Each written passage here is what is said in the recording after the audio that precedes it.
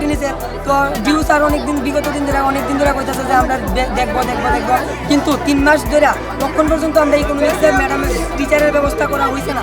স্টুডেন্টরা আর কিছুদিন পরে ডিসেম্বরের 2 তারিখে পরীক্ষা, ঠিক আছে? তো আমরা কি অবস্থায় কীভাবে আমরা এক্সাম দিব, এটার লিগে আজকে আমরা স্কুলের গেট তালা দিয়ে আমরা ধর্ণা দিচ্ছি।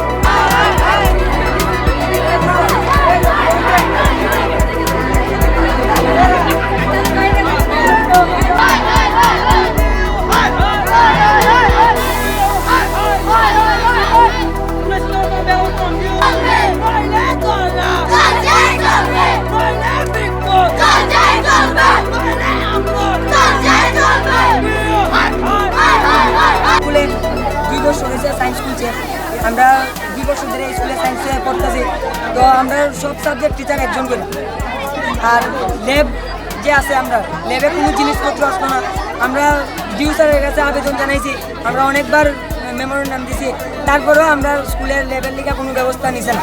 তারপরে আমরা যে ম্যাথের টিচার আছে সুদর্শন চক্রবর্তী স্যাররে যখন থেকে স্যার স্কুলে আইছে তখন থেকেই স্যাররে কিছুদিন পরে ডেপুটেশনে নিতে হবে, ওই ডিস্ট্রিক্টে অন্য টিচাররা ট্রেনিং করে ফেলে। তো আমরা ক্লাসের এম্পার হয়েছে অনেক, এবং 12-এ উঠবার পরে আমরা ঘরে 1 মাসও ক্লাস করতে পারছি না, স্যাররে কিছুদিন পরে নেগা ডেপুটেশন।